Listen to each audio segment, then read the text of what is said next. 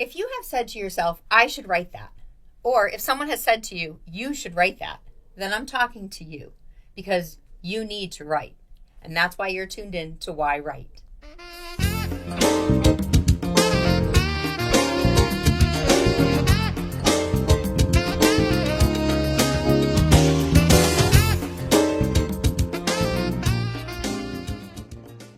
Hi, welcome to yWrite. I'm your host, Angela Grout. Thanks for tuning in to an episode where we find out what writers are doing, what kind of books authors are writing, and maybe while you're listening to the show, you're going to find out how you can write your book based on how they've written their book, because this show is all about educating you to tell your story and to get you to find out why others have told their story. So I'm here today in studio, and I have a guest that's from Springfield, Massachusetts, and he is the author of short stories, and he has done poetry online and in print, and he has been published in magazines. He is a fellow writer with me. We both belong to a group called Write Up Springfield, which has been featured on one of the earlier episodes here, which I will put in the links. He's also a member of the Florence Poet Society and the Springfield Writers Workshop. And, you know, as I have shared with you, if you're a writer, it's very important to get involved with your community just to kind of have that support. You know, you definitely need that. Writing is a lonely job.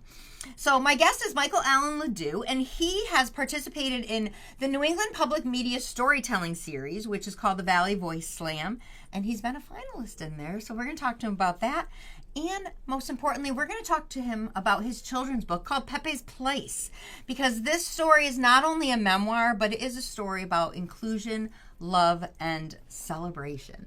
So, you know, we have a lot to talk about today, and I have to tell you, I just want to bring him to the show, and I'm going to tell you a little bit more about him. This is Michael Allen LeDuc. Michael, thank you so much for coming on the show. Thank you for having me. It's wonderful to be here. Yeah. I just want to say, I should have said before, I pronounce it LeDuc. LeDuc, yes. Well, so we're going to jump ahead. You have a few names. Right, and that's a new one to you. Yes, because it's new to me. This book is written by Michael Allen Roche. Right. That's my birth name. Yes. Birth name is the author name for the book, Roche. Correct. Name, LeDuc is your married name. No. Oh, I always thought that was. No, my married name is Sloan. LeDuc is a family name, and I had to take it in comedy because I do comedy. Yeah. I found another Michael Allen comedian on the West Coast, so I said, I better not keep doing that because I plan to be famous enough, so it'll be a problem in the future. Right, you don't have two Michael Allens out there. I've seen you do comedy, and your comedy's fun, and you're doing a comedy tour right now called MAGA, which is not political. No, I call it a tour, but it's mostly open mics. Yeah, but you're doing a tour all around, everywhere around New England, the country, and I've seen you at many of them. And MAGA is because it's Michael Allen's Goofing Around. Goofing Around. I love it. And Michael Allen does goof around, and he's got some really good comedy bits. Thank you. Yeah, it's beautiful. Originally, when I left my 9-to-5 and was doing just comedy, I was going to do a tour called Burning Bridges because I wanted to talk about all my fellow co-workers and how horrible they were to me. But then after a little while being away from them, I don't want to give them any energy at all. Okay. That's why it became MAGA. And that's why I was like, doing your introduction, I'm like, all right, I got to bring it on, because you have had I'm going to say lifelong career in human services. Sure. Like, you have a bachelor's degree in human services, you have a master's degree in counseling, and, in comedy, you joke about it, but it's true. You've worked 40 years in the mental health industry, in the mental health psych wards. Right, it's like, I've been in the psych ward for over 40 years. So, I mean, you definitely have a lot of material based on just what you've gone through. And from what I understand is, like, when we have these dramas and traumas that we've dealt with in our life or even in someone else's life, it affects us. So using humor is a great way to, deal with it, heal with it, and, just laugh because it's healthy. I've always tried to use humor in anything I write, not just some jokes, but But life is funny. Yeah, so, I mean, you and I have done a couple we've seen each other at a few open mics. Yeah, I was thinking on my way here that this is the first time I've seen you in the AM. In the morning, because it's usually 7 o'clock at night. Right, because it's always after hours when you don't do. I mean, I know you from so many venues. Okay, so we have run into each other so many times over the last 5 years, and I forget. And each time I'm like, where do I know you from? And you have a much better memory. No, but I met you doing storytelling, and you had a great story. Oh, the Valley Voice Story Slam. Yeah, Yes, I'm doing it again. Right. I think that's wonderful. I didn't get in, but I'll get back in again sometime. Come into the 10, the 10s there. Yeah, the last time I was in, I was actually an alternate, because they pick an alternate, and all 10 of them showed up, so I didn't get to be used. One of them came on crutches, and I was so tempted to push him down the stairs.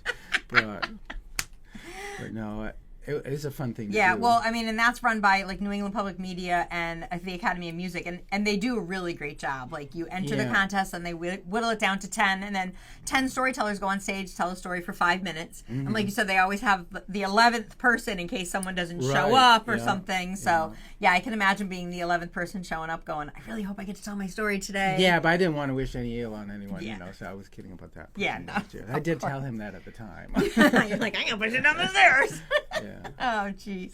So I want to talk about your book. So you wrote a children's book. Yeah. And it's amazing. And I'm going to kind of flip through it a little bit because there's so many visuals in here. Okay. And it's all a true story memoir. It is. It was inspired once you got your dog. Well, so you have a dog named Pepe. Our dog named Pepe we had for 15 years, and the book actually went through several iterations before I published it. I kept thinking he has to tell his story, but the story kept growing, and he was getting older and older, and it didn't come out until after his death, actually. So it's a memoir of somebody that's gone. Well, I mean, you have this, cute little Chihuahua dog, who is not just observing, but living life with you and your husband, and you're sharing so much diversity in this story because, in it, I mean, like I said, you're introducing, same-sex marriage. You're introducing fostering children and how you guys have fostered children. You introduce the character of who you've been fostering because you had someone with Down syndrome. So you've really brought in all this just beautiful, loving stories. I mean, it's... Well, my life has been like that. I actually did family foster care for a couple adults with Down syndrome over the years. And we had an adolescent in our home for a while with some emotional issues, and he's still involved in our life, our son, or foster son. Yeah. He's 35, so... Gosh, time goes by. You're like, wait, he's 35. How old was he when you met? Yeah. Oh my gosh. And just the way that you share. Is it Paco? Is that who you're talking about? Because in the story, all of the names to so P for Pepe talks about alliteration. Paco who comes into his life, and Paco, you're fostering him. He has Down syndrome. And Paco didn't have the Down syndrome. Sorry. That's okay. Paco's the adolescent without the Down syndrome because he was the Latino adolescent, and he's gay. Yeah. And so there was so much diversity just in my life, and these books weren't available when I was young, and that's why I wanted to write it, to put it out there so people could see there are other families, and it doesn't have to look just like this family. It's okay if a family looks a little different, and if you know a family, you meet a family that's different, then this is kind of the same, deal. I mean, showing, it's a real story of a blended family. Yeah, and I don't want to get into politics, but since this came out, because it came out right at the beginning of the pandemic, and I haven't been able to push it at all. So thank you for having me. Yeah, no, I appreciate it. I mean, the same thing, things have changed in the country. We've talked about, the pandemic stopped us from even promoting our own books and things. I mean, what's going on in Florida over the last few years. I mean, they can't say the word gay. It's like we're really going backwards in some ways. So I think this is needed in some areas, and people need to see that. So. Well, any family, every family that has a pet has that unconditional love for their pet. And the pet has that unconditional love for them. So the fact that you have, Pepe, sharing his story, like observing things, and you're sharing, just like the regular normal things that normal families do, no matter what they look like.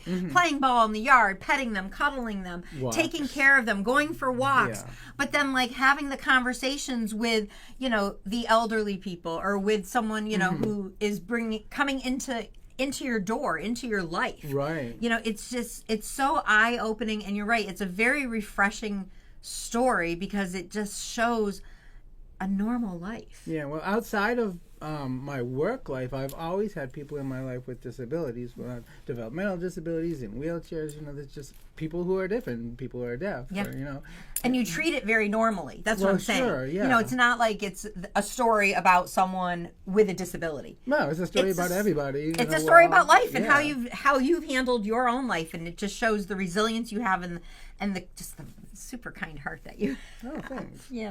So how long did it take? I know you said it took a while to write the book and it went through several revisions. Like, how did you come up with the story? Like, what was the day? Do you remember the epiphany where you're like, I'm going to write a story about my life for children? Yeah, I'm not sure there really was one for that because, like I said, it went through so many different versions. But the final version got changed at the end by the editor's suggestions because I kind of left it floating what happened to Pepe, that he just disappeared. And she says they're going to want to know where he is and everything. And it's like a children's book, so I wanted to introduce it really peacefully and quietly, like he's no longer with us. Yeah.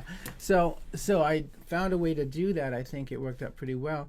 And that was a lesson the kids took away. They actually were more involved in the dying of Pepe, even though it barely touches on that, than any of the diversity. Yeah. The kids that I've talked to that have read it, I don't know. Well, I mean, because it's a fact of life. I mean, we're all going to, children are going to get a pet and the pet is going to die before them. Yeah. So being able to handle that in a very peaceful way and show them how Pepe's life meant so much. Right. Towards the end of the book, it just says he was in a lot of pain and now he's not anymore. And now he's dreaming of running and not being in pain and stuff. Yeah, that's so nice. So how about the illustrations? Let's talk about the illustrations. Sure, that's a good because thing. You have a lot of illustrations. And I just recently had a graphic artist on who does comic books and stuff. So we talked about how difficult not only it is to get illustrations in, and even if you're scanning pictures and things like that, the layout and the format of doing these things is huge. Yeah. So how did that evolve? It helps to be married to an award-winning photographer who did all of that. So I just did the words. I initially conceived of it being drawn, and then I thought, why don't we just use pictures but have them adapted to make it look a little different, like it's not just a picture. And I think he did a great job. Yeah, he did a great job, but I'm not happy with any of the pictures that I'm in just because of I don't like the way I look. But well, you do look a little bit different, for sure. Yeah, well, I was bloated, I had a little tummy, and I don't. Is this one? This one's not you. No. Okay, I'm like trying to find one, but it's like just to take a photo. Well, I didn't look too bad here. That's our son. Yep. That's Pepe. Yeah, there he is. Right that's there. Our old house. So I mean, it's very visual, very colorful, and I love how the words are big to see, like for a kid's book. Because when I did my children's book, like my thing was, especially if the teacher's reading, the kids, depending on the age, may just be looking at the pictures, but the fact that you can see the words and kind of run your finger underneath them. You say that, it's funny because for years I did the read aloud every year with the Springfield school system. Go and sit. But they pick the books. They don't let you bring your own books. It would be nice if I could hawk my book. Well, yeah, I did bring my own book. They let me. I said I would donate it to the school. So it was good because I did it, and I have a whole activity we do because the kids in my book, the day at the park, they play with a parachute at the park, so I bring the parachute into the classroom, and of course the kids see this big colorful rainbow parachute, they get so excited, and then the teachers are like, oh god, I can go on lunch break. Angela's got this. All right, so 40 years in mental health. That's a long time. Well, it's 40 years in human services, and I broke it up a lot. When I was in college, I remember in undergrad, some professor had mentioned an offhand comment once about, if you don't want to burn out, change the population you work with periodically. And I think I just naturally did that, and I've worked with every population from 0 to 3 to elderly. Wow. And I did substitute teaching for every grade for 2 years, in every single grade for four different towns. So that was just a fun thing to do while I was doing real estate for a few years. And trying to get all the side hustles, the real estate, the comedy, the author. And oh my gosh, I had a gift basket business. I always had side hustles and the foster care, doing something and something and something. And now, none of it. Now you're retired. Yeah, so I left the 9 to 5. On your comedy. I can just focus on the comedy, and I do want to write more because I really have neglected that since I started doing comedy. But I find a lot of writers, a lot of authors are diverse in their in what they do, because I think we just have so much energy in us that we have to express it and be creative. So do it whether you're doing gift baskets or writing or sharing comedy. I mean, it's just naturally in us to I guess entertain in some way. Well, there's just so many things I want to say and get out there into the universe from my perspective, even if it's just my memories of this is how I saw this happen in my life, and I have so many memoirs started and not finished. So don't we all? Someday I'll get around to you will. I mean, we do go to the writing groups. You sit down, you take a little time to do a piece here and there, and like I say, I would treat all my writing projects like I did my weddings at the flower shop, where I have all, my bridal wedding file, and that one's in October, this is in August, but I can do a little bit here and there, but, I'm working with perishable products, so I couldn't get to him until then, and eventually he'll pick up those files. You're more disciplined.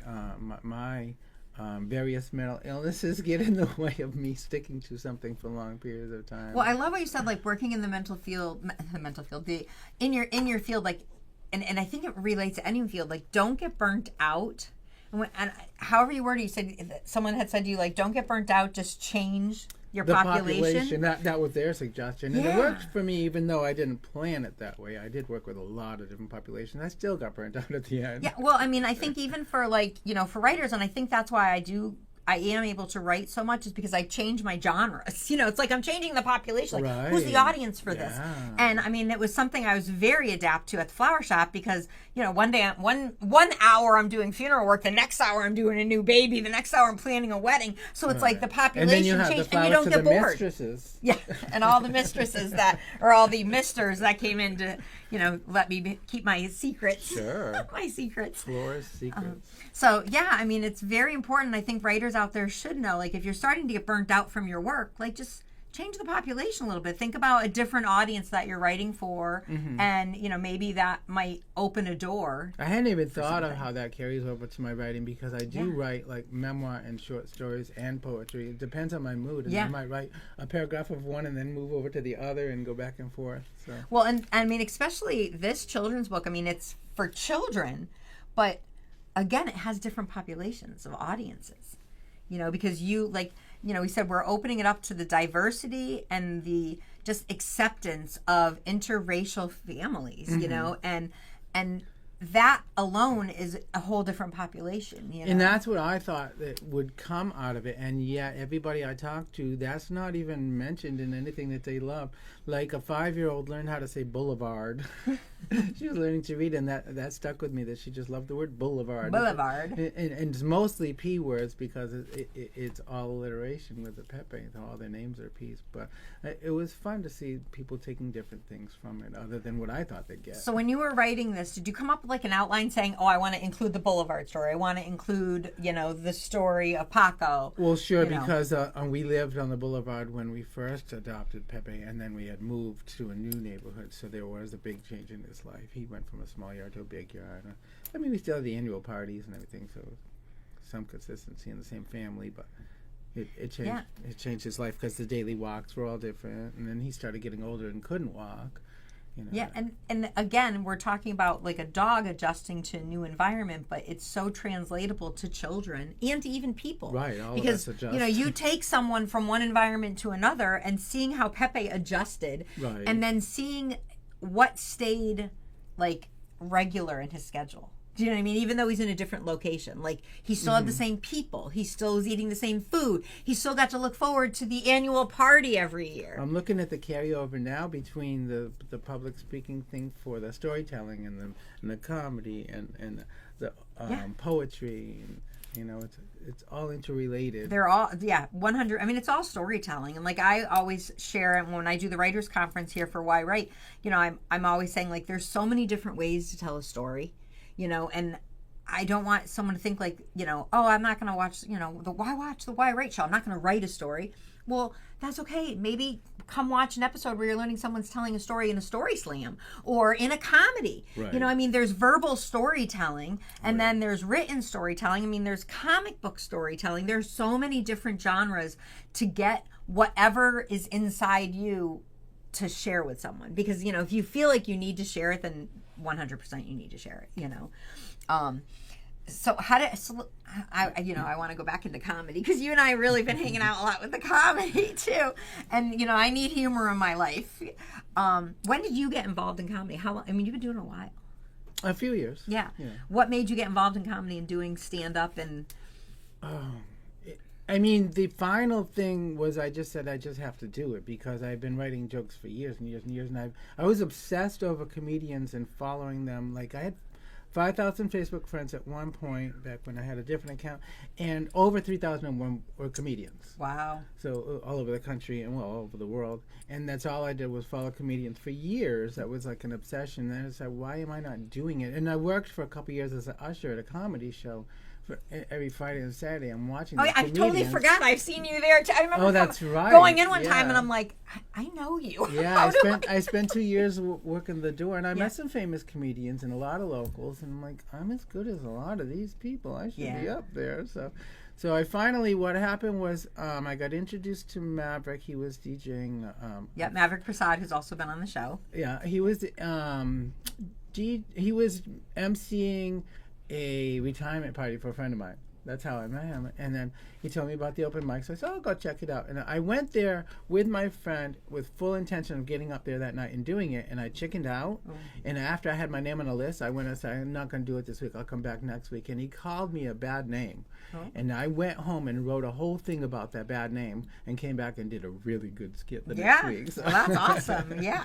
I mean, and Maverick, to definitely thank him, like he had opened up the Workout Wednesdays where people could come and just use the open mic and just practice on their jokes, practice on delivery and skills, and get a little bit of feedback. And I took advantage of that a lot. I really enjoy that crowd. Yeah, no, it's been really great. Not nice comedians. So what do you think you're going to do for another book? Will you do another children's book, or do you think you're going to talk about your life again? No, I had considered a Pepe series, but I think I'll get back into my actual memoirs. Yeah. I just have so many stories to tell. Yeah. I mean, I find, trying to write memoir, especially like with what I've done with the flower shop, it's like, it's hard because you don't want to, share not secrets, but just conversations that you've had with people who are kind of confidential, and you're in the healthcare industry. Right, yeah. So, I was a therapist, there's things I can't say. Yeah, so, I mean, you definitely have to, like, kind of have that confidentiality. So, I mean, changing names and, things like that, at least give us the opportunity to share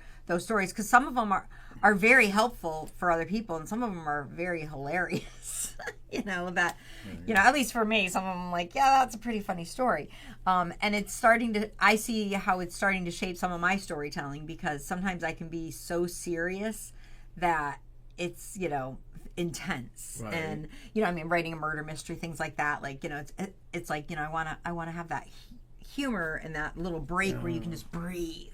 I know what you mean, because I often get hung up on the politics of the day, which are so divisive and make me so angry that I don't always find a way to insert the humor, and I get angry, and I'd much rather find the humor. Yeah, find the humor in it. So I'm working on that.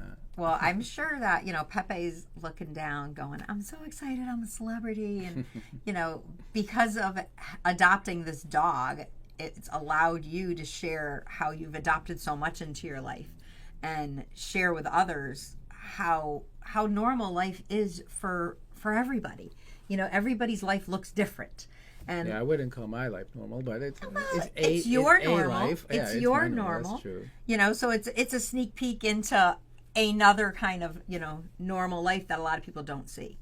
And I do love one of your comedy jokes you have is when you talk about how long you've been married and why you've only been married for so long and stuff. And you're, it's funny because it's not a fact of how, being gay or having an interracial marriage. It's just life. Right.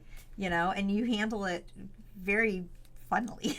Thank you. Funnily, did I just do a word? So your MAGA tour is going on for 2026. That's Michael Allen Goofing Around. Michael Allen's Goofing Around. And you just did a show in Three Rivers, Mass. That I know. I was on a show in Three Rivers. I'm going to be doing another one next month. Yeah, so you have pretty much shows every month this year, which is exciting. Where can people find out, like, where you're going to be, or, how can they get your book? Well, the book's available at Amazon and Barnes & Noble, or if you see me anywhere, call me over and I'll sell you a copy for cash, cheaper than I'll carry some. He's got him in the trunk. Yeah, I actually do. I have in my car T-shirts for sale that I've worn on stage, and with funny sayings. And I have books, and I also sell used sporting goods. All right. So I didn't know if we were going to get there, but yeah, well. you sell dirty balls. I have a business. I started at the Brimfield Flea Market last year. That's Uncle Michael's Dirty Balls, and it's used golf balls because I have thousands of them. I used to pick up on my walks every day. I literally have like 7,000 golf balls. And then I wound up with basketballs and baseballs and all kinds. So that's to help supplement my comedy. and there's just no waste in your life. You know what I mean? Like you're helping the environment by picking up all these balls, and now all of a sudden we create a business selling the balls, and you're juggling a lot of balls between. Well, you can speak about that. You're so involved in everything. I can't imagine how many things you do. I'm trying to slow down and just do one thing at a time. I like to be busy. I like to be around fun people. I like to be around people I can encourage, what their creativity, and that they'll encourage my creativity. Because, it's hard as a writer, and, I'm sure you can attest to this, like when you're sitting down writing, it's isolated. Sure. You're very isolated. You're isolated with your thoughts. You're isolated with your words. And then you can kind of get into that paralyzed zone, I think. Like, where you're like, what did I write and who do I share this with? And, oh my God, they're going to, put me in an asylum if they read this. Oh, yeah, I don't share most of the stuff I write. Yeah, I mean, it can be very scary. So it's like being around people who encourage it and say, well, what did you write? Share it with me. Like our writers group. I mean, it's great. We Whether sit down. Whether it's a dark poem at a writers group or a really dark comedy, yeah. It's scary to say this out loud. This is what's in my brain. Yeah. Oh, no, you really thought that? Yeah, and that's why I love writing communities and the open mics and going to these things, because when you hear what comes out of someone else's brain, you're like, oh, they're as weird as me. Or maybe I'm not as bad. Yeah, okay, this is normal. This is the thought process. Other people are sick too. Well, and that's why I started the show, because I was like, why? People would say to me, why are you writing this? And I'm like, well, why did you write that? Because if someone shares with me their why, I get more comfortable sharing my why. Because, it's like, why was I writing a murder mystery? Why did I write a story about breast cancer? It's like, that was just on my heart, and it just started pouring out into the page. But then I was like, I have to share this. So yeah, I've published essays about why I write, and they change over a couple of years. Like why I write today isn't why I wrote yesterday. Yeah, no, and especially when you're concentrating on something. So, all right, so Barnes and Noble, Amazon. Oh yeah, and where can they follow? YouTube channel.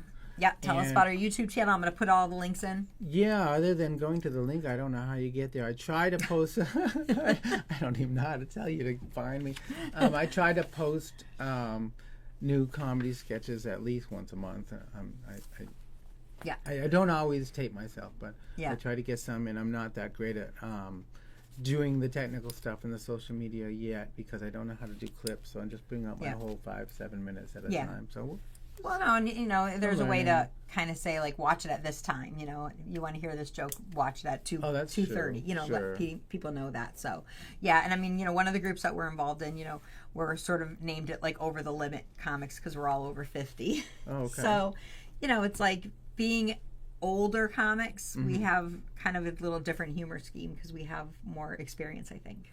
I don't know the percentage, but I think most of the comedians I interact with are like so young. Yes. And they use different words and language, and I'm learning all the time.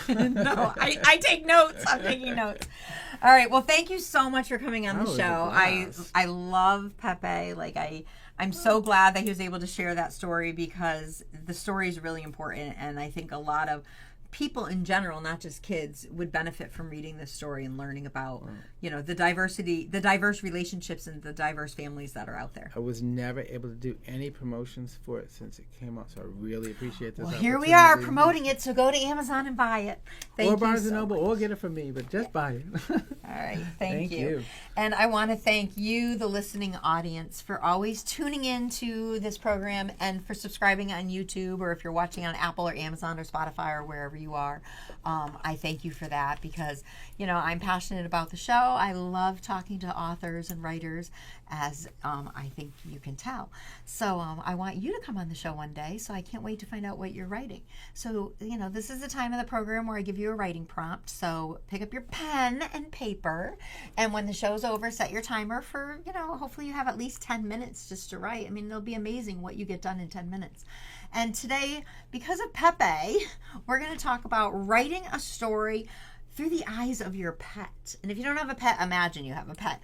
But, describe how your pet sees your world, how your pet sees the world, and have the pet describe what you're doing or how they respond to what you're doing, and maybe even share what they're thinking. So it's a new way to write. So write from the eyes of your pet, and hopefully one day you'll be able to share that with me. So thank you so much for tuning into yWrite. I'm your host, Angela Grout, and please check out our Facebook page and our YouTube station. And again, thank you to Studio 954. See you next time. Bye.